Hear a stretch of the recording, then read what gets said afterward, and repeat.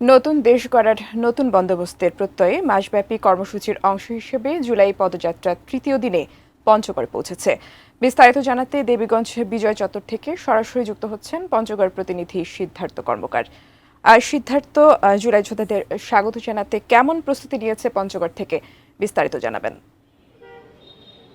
টুপা, জুলাই আন্দোলনের বর্ষপূর্তি উপলক্ষে দেশব্যাপী যে সারা মাস জুড়ে যে জুলাই পদযাত্রা আয়োজন করা হয়েছে জাতীয় নাগরিক পার্টি এনসিপির পক্ষ থেকে, তারই অংশ হিসেবে কিন্তু দেশের সর্বত্র জেলা পঞ্চগড়ে আজকে আমরা লক্ষ্য করেছি দুপুরে পরেই কিন্তু দেবীগঞ্জে এই পদযাত্রাটি অবস্থান করছিল।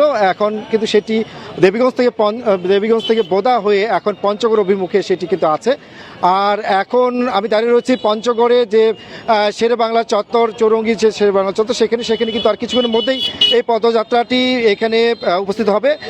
তো আমরা এই উপলক্ষে লক্ষ্য করেছি দুপুর থেকে কিন্তু দলটির যে সাধারণ নেতাকর্মী রয়েছে এবং সাধারণ মানুষ, তাদের মধ্যে দেখতে পেয়েছি তারা কিন্তু অনেক উৎসাহ নিয়ে এই শেরে বাংলা চত্বরে চৌরঙ্গিতে তারা কিন্তু অবস্থান করছেন।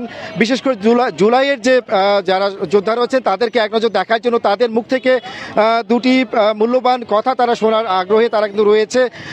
এক ঝাঁক প্রাণ উদ্দীপ্ত যে তরুণ, তাদের আহ্বানে কিন্তু দেশের যে আপামর জনতা ছাত্র জনতা সবাই কিন্তু ঝাঁপিয়ে পড়েছিলেন এই অবস্থানে, এবং তারই কিন্তু ফল হিসেবে আমরা এই নতুন বাংলাদেশ পেয়েছি। এবং এর বর্ষপূর্তি উপলক্ষে দেশব্যাপী যে পদযাত্রা শুরু হয়েছে পঞ্চগড়ে, কিন্তু আজকে দেবীগঞ্জ, বোদা এবং কিছুক্ষণের মধ্যেই পঞ্চগড়ে যে পথসভাটি রয়েছে সেটি কিন্তু অনুষ্ঠিত হবে পঞ্চগড় শেরে বাংলা চত্বরে, এবং তারই কিন্তু প্রস্তুতি চলছে। ইতিমধ্যে আমরা জানতে পেরেছি তারা পথে রয়েছেন এবং কিছুর মধ্যে এখানে সভাস্থলে উপস্থিত হবেন।